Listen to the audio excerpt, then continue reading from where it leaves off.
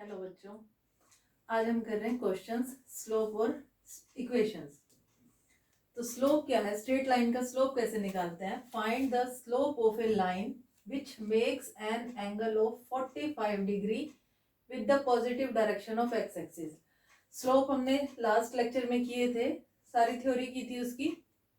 अब यहाँ पे हम एप्लीकेशन कर रहे हैं, उसकी क्वेश्चंस कर रहे हैं।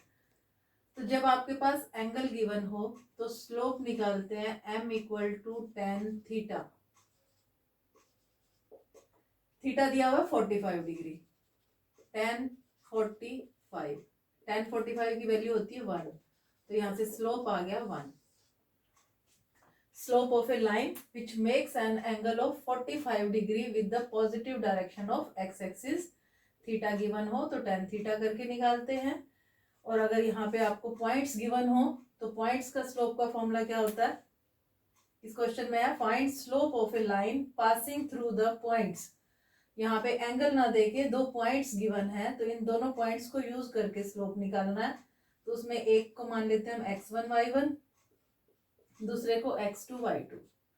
दो पॉइंट्स गिवन हो तो स्लोप निकालने का फॉर्मूला है m equal to y2 minus y1 upon x2 minus x1। Values रख दो, y2 कितना 5 माइनस y1 कितना 2, x2 कितना -1 और x1 कितना है 3। 5 माइनस 2 3, -1 -3 माइनस के 4, इसको आप -3/4 भी लिख सकते हो। तो स्लोप आ गया -3/4। दो पॉइंट्स गिवन हो तो ये फॉर्मूला अप्लाई करना है, थीटा गिवन हो तो ये फॉर्मूला अप्लाई करना है। अब इस क्वेश्चन में भी आपको दिया है find the slope of a line which makes an angle of 120 degree. यहाँ पे एंगल दिया है तो m equal to tan theta, theta put करेंगे 120। अब 120 जो हमने लास्ट ट्रिग्नोमेट्री में किया था, 120 डिग्री कैसे निकालते हैं, क्वाड्रेंट चेंज करके 0 90 180 270 10। इसको 90 प्लस 30 भी कर सकते हैं, 180 माइनस 60 भी कर सकते हैं। 120 कौन से क्वाड्रेंट में, सेकंड में। सेकंड क्वाड्रेंट में 10 क्या होता है, माइनस का। फिर इसको देखते हैं 120 को, 10 इस लाइन पे है तो नो चेंज, 10 है तो 10 ही रहेगा। एंगल बाकी बच गया 60 डिग्री। 10 60 की वैल्यू कितनी होती है, -√3। m equal to -√3। ये हमारा स्लोप आ गया। नेक्स्ट क्वेश्चन है prove that the lines joining A B and C D are parallel. दो लाइंस हैं, एक पॉइंट है ये 3 5, ए बी 5 8। ए और बी लाइन है, एक लाइन है सी और डी। इसके पॉइंट है 7 -1 5 -4। कह रहे ये जो दोनों लाइंस हैं ये पैरेलल लाइंस हैं, ये प्रूव करना है। तो जब भी लाइंस पैरेलल हों तो इट मीन्स दोनों का स्लोप इक्वल होना चाहिए। तो हम क्या करते हैं, इस लाइन का स्लोप निकालते हैं, इस लाइन का स्लोप निकालते हैं। अगर इक्वल आ गया इट मीन्स लाइंस पैरेलल हैं। तो m1 निकालते हैं पहले। दो पॉइंट्स गिवन हो तो स्लोप निकालने का फॉर्मूला होता है y2 minus y1 upon x2 minus x1। इसमें ये x2 y2 x1 y1, y2 कितना 8 माइनस y1 कितना 5 upon x2 minus x1 5 minus 3, 8 minus 5 3, 5 minus 3 2। m1 इस लाइन का स्लोप आ गया 3/2। अब हम इस लाइन का स्लोप निकालते हैं m2। फॉर्मूला यही, इसमें अब ये x2 y2 है और ये x1 y1 है। तो अब यहाँ पे वैल्यू रख दो, y2 -4 minus y1 minus -1, x2 minus x1 5 minus 7 -4 + 1 5 - 7। -4 + 1 -3, 5 - 7 -2, तो माइनस माइनस कट गया, 3/2। m1 भी 3/2 है, m2 भी 3/2 है। इट मीन्स m1 और m2 इक्वल है। जब दो लाइंस के स्लोप इक्वल हो जाए तो इसका मतलब ये है कि दोनों लाइंस पैरेलल लाइंस हैं। It means lines are parallel. Prove that the lines joining A, B and CD are perpendicular। इसमें भी दो लाइंस हैं, लेकिन इसमें ये बताना है कि ये लाइंस परपेंडिकुलर हैं। परपेंडिकुलर की कंडीशन होती है कि उन दोनों लाइंस के स्लोप की मल्टीप्लिकेशन होनी चाहिए -1। m1 इंटू m2 होना चाहिए -1। ये होती है परपेंडिकुलर की कंडीशन। तो हम सॉल्व करते हैं, इसको चेक करते हैं क्या परपेंडिकुलर्स हैं ये दोनों लाइन। तो अब ए लाइन 7 2, यहाँ से ए और बी का स्लोप निकाल लेते हैं। स्लोप ऑफ ए बी, उसको मान लिया हमने m1। y2 minus y1 upon x2 minus x1, formula वही है 2 पॉइंट का। इसमें y2 ये -3 minus y1 2 upon x2 minus x1 4 minus 7 -5 upon -3, ये आ गया 5/3। अब निकालते स्लोप ऑफ सी डी। इसको हमने मान लिया m2। फॉर्मूला वही y2 minus y1, y2 minus y1 -1 -5 upon x2 minus x1, 8 minus -2 +2 हो जाएगा, -6 अपॉन 10, 3/5 -3/5। m1 आया है 5/3, m2 आया है -3/5। हमने ये चेक करना है कि ये दोनों के स्लोप की मल्टीप्लिकेशन क्या -1 है। अगर है इट मीन्स लाइंस क्या है परपेंडिकुलर। तो m1 इंटू m2, m1 कितना है 5/3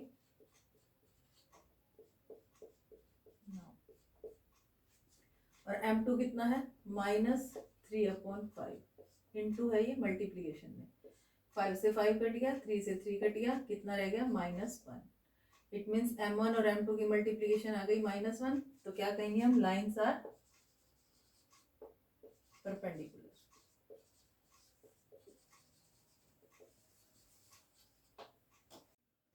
अब हम निकाल रहे हैं स्ट्रेट लाइन की इक्वेशंस। तो हमने लास्ट लेक्चर में किया था कि कौन सी इक्वेशन कैसे क्वेश्चन के हिसाब से आपको कौन सी इक्वेशन यूज करनी है। अब इस क्वेश्चन में कह रहा है find the equation of straight line which passes through, ये पॉइंट गिवन है और एक कंडीशन और दे दी कि पैरेलल टू एक्स एक्सिस है।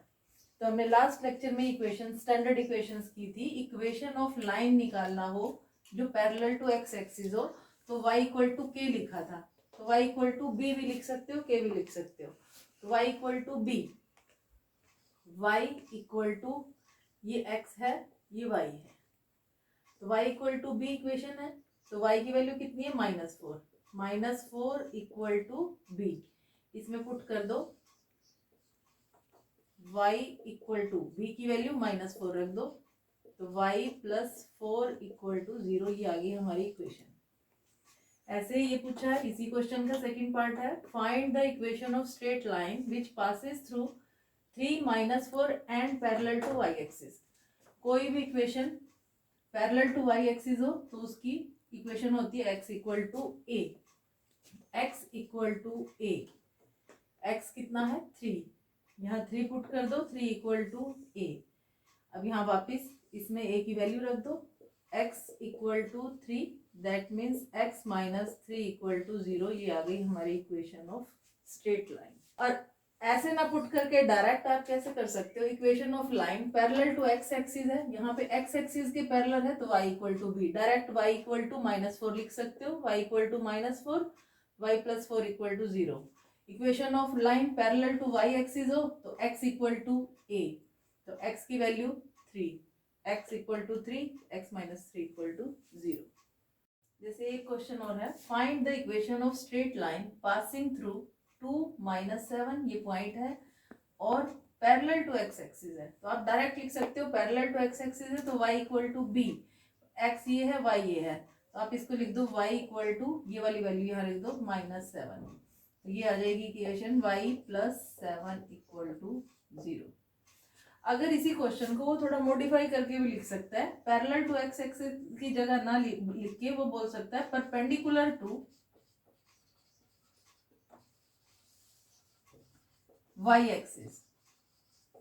अब कोई भी इक्वेशन जो वाई एक्सिस के परपेंडिकुलर है, ये x ये y, ये वाई एक्सिस है, वाई एक्सिस के परपेंडिकुलर ये हुआ, यानी कि वाई एक्सिस के साथ 90 डिग्री का एंगल बनाना है, तो पैरेलल किसकी हुई, एक्स एक्सिस के। तो ये चीज सेम है, या तो परपेंडिकुलर टू वाई एक्सिस गए तो आपने निकालना है कि किसके पैरेलल है, तो पैरेलल होगी एक्स एक्सिस के। तो इक्वेशन हमारे पास वही है, पैरेलल टू एक्स एक्सिस या parallel to y axis, equation वही लगानी है।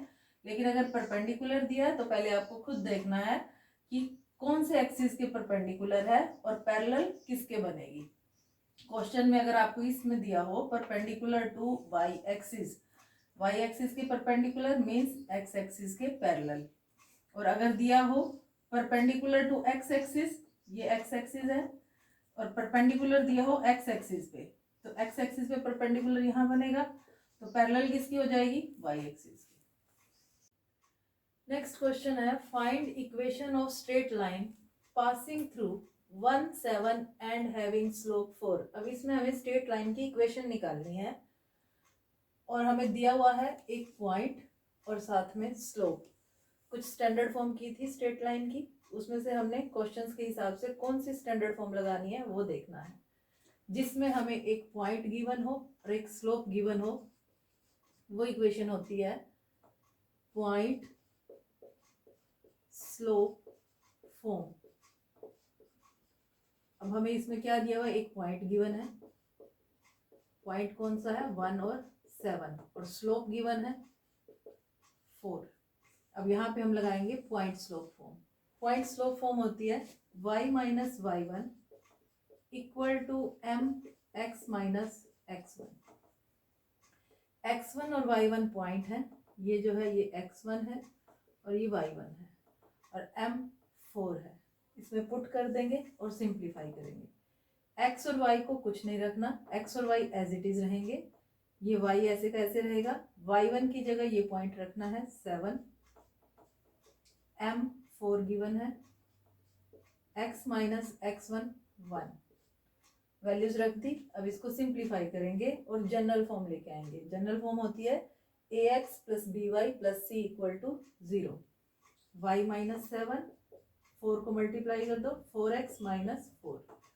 अब इसको सारी टर्म्स को एक तरफ लेके आना है, पहले x लिखना है फिर y और फिर कांस्टेंट। ये 4x इधर है तो यही रहने दो 4x, इस y को उधर ले जाते हैं माइनस का y, और ये 7 भी उधर ले जाते हैं, -4 है प्लस के 7 प्लस 3 इक्वल टू 0। ये आ गई हमारी general form of straight line. Standard form थी, पॉइंट गिवन था, स्लोप गिवन था, तो पॉइंट स्लोप फॉर्म लगेगी। उसके बाद find the equation of straight line passing through the points -1 1 and 2 -4। इसमें एक पॉइंट और स्लोप ना देके 2 पॉइंट्स गिवन है, तो जहां 2 पॉइंट्स गिवन हो तो वहां लगेगी 2 point form. 2 point form, 2 point form क्या होती है, y minus y1 equal to y2 minus y1 upon x2 minus x1 x minus x1। ये 2 पॉइंट फॉर्म है। इसमें ये x1 y1 और ये x2 y2 वैल्यूज पुट कर देते हैं। x और y कुछ नहीं पुट करना होता, वो एज इट इज रहते हैं। y माइनस y1 कितना 1 equal to y2 minus y1 -4 -1 upon x2 minus x1 2 -1। x minus x1 minus 1, values put कर दी। अब इसको सिंप्लीफाई करेंगे। y माइनस 1 माइनस 4 और minus 1 minus 5, 2 minus minus plus हो गए, 2 plus 1 3, x minus minus plus 1, इस 3 को उधर ले जाओ, 3 वहां ले गए तो 3, y minus 1 equal to minus 5 x plus 1। अब ये सारी इक्वेशन सॉल्व करनी है तो 3 अंदर मल्टीप्लाई किया, 3y माइनस 3, माइनस 5 को भी अंदर मल्टीप्लाई कर दो, माइनस 5x माइनस 5, सारी टर्म एक तरफ रखनी है। तो ये 5x इधर माइनस का है तो इसको हम उधर ले जाते हैं, 5x प्लस का हो गया, ये प्लस 3y है, ये माइनस का 3 है, ये माइनस के 5 उधर जाकर प्लस 5, तो माइनस 3 प्लस 5 बच जाएंगे प्लस 2 इक्वल टू 0। ये आ गई हमारी इक्वेशन ऑफ स्ट्रेट लाइन जो 2 पॉइंट से पास हो रही थी, तो 2 पॉइंट फॉर्म अप्लाई। अब हम कर रहे हैं 2 लाइंस के बीच एंगल निकालना। एंगल बिटवीन 2 लाइंस फॉर्मूला होता है, 2 स्ट्रेट लाइंस है, पहले देखो ये 2 स्ट्रेट लाइंस है, ये एंगल है 180 डिग्री का।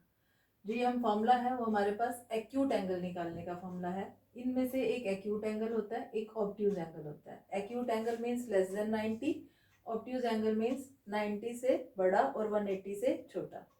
तो अब जो हमारे पास फॉर्मूला है वो है एक्यूट एंगल निकालने का, tan थीटा, इसका स्लोप है m1 सपोज, इसका स्लोप है m2, tan theta equal to mod m1 minus m2 upon 1 plus m1 into m2।